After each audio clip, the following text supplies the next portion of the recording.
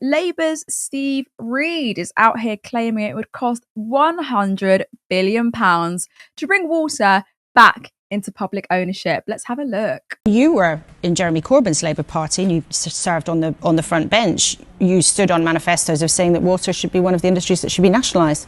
So why not look at that now?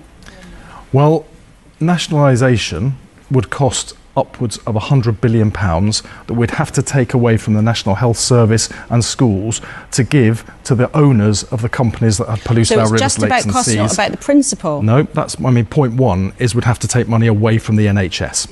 We've provided an extra 4 million appointments through the investment that we put into the NHS to cut waiting lists. We'd have to take that away and throw it into reverse to give the money to the people that have polluted our rivers. It doesn't make any sense to me. Secondly, if we try to unpick the current model of ownership, it would take years. Total nonsense, by the way. Steve Reed, Steve, make the working class bleed. That's what you want to do. Lie. I mean, that figure comes straight from a discredited 2018 industry report that was designed to scare you into accepting endless privatisation. The reality is that most of these water companies are effectively bankrupt. Their quote-unquote fair value, which is what any government would pay to take them over, is actually close to zero. Thames Water alone is £17 billion in debt and circling the drain. These companies are not worth £100 billion. Don't believe their bloody lies. They're barely worth a pound. Then we've got Sarah, Reform MP, claiming maybe we're not paying enough for our water. Hilarious. Let's check her out. If you look at your water bills compared to, say, your electricity bills, on average, your water bill is probably a quarter every year of what you pay for your electricity. Now, with water, we plug in, we drink tap water, we flush the loo. We take all that for granted. And yet we actually are paying, if you look at it, if you compare it to your electricity, not that much for that service. So you think bills should be higher? I'm not saying that. What I'm saying is, are we paying enough? While bills are already set to rise 36% and millions are still dealing with sewage in their rivers and leaks in their streets, mate, we're already paying through the nose, but not for clean water. We're paying for decades of dividends, debt loading and executive bonuses. £85 billion handed to shareholders since privatisation. £70 billion racked up in debt. And now they tell us we should pay more. Pack it in, Sarah.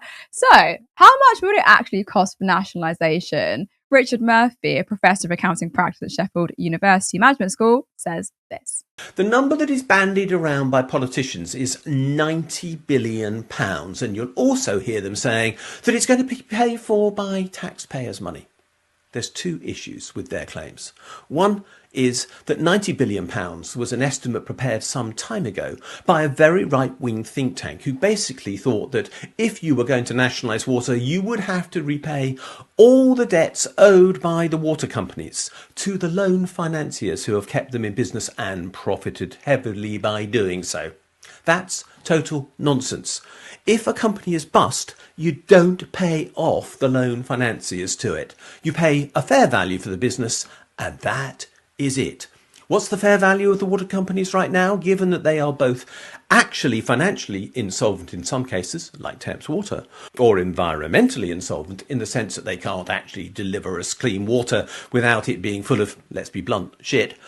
In most cases, well, their value is nothing, in my opinion. Literally, precisely £0, or maybe £1 each. That's the price we should pay for the water companies.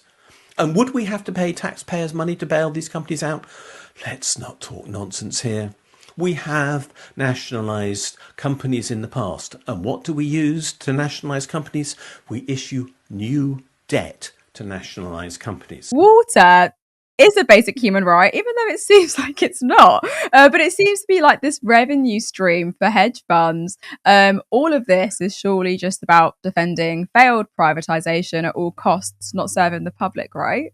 Yeah, as always. I don't know exactly when the water was privatised. It was late 80s, wasn't it? But it was under Thatcher. It's never been popular. As with anything that gets privatised, you sell it off and then you get whatever it was, a few billion, and then you just spend that and then all that money's gone and the water remains privatised. It's like when I remember it being explained to me very succinctly when Nadine Dorries was like, I'm going to sell off Channel 4. And it was going to be for 2 billion. And it was like, and then you just have that 2 billion and you spend it. It never worked, obviously, because she's inept. Yeah, this is just more of that, and it's not popular. And I think it's 82% of the British public, when polled, want the water to be renationalised, which means that Starmer is part of the 18%, and that's a bit embarrassing. I've just cut out the middleman now. I just go down. I live next to the River Mole. I just go down there, shit in the river.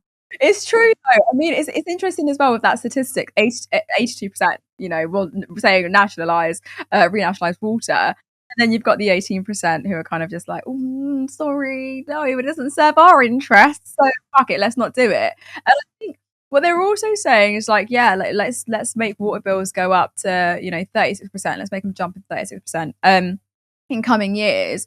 And obviously there is lots of public anger over these sewage spills and these leaks. What would you say to the idea that consumers should pay even more? Like, where should the money for fixing the system really come from? I'll tell you what, Steve has got this big plan. His big aim is to reduce sewage in the water by 50%, which sounds amazing. Only half the amount of human shit in our water would be so cool. And I mean, it's not Labour saying this, but you've got Reform's newest nightmare saying, maybe they're not paying enough. What was it she said? She was like, it's only a fifth of what you pay for your electricity. Seems like a pretty good deal. Maybe it should go up. Right? Farage surely is at the side the studio going, no. Shut the fuck up. Why am I the only one who knows how to do this?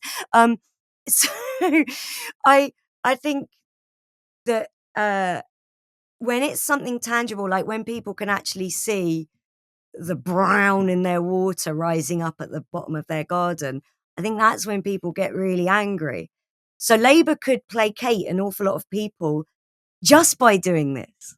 Just like a little bit of nationalisation, just for a treat. They could just do a tiny bit, and there'd be an awful lot of people who would say, well, I think they're actually doing a really good job.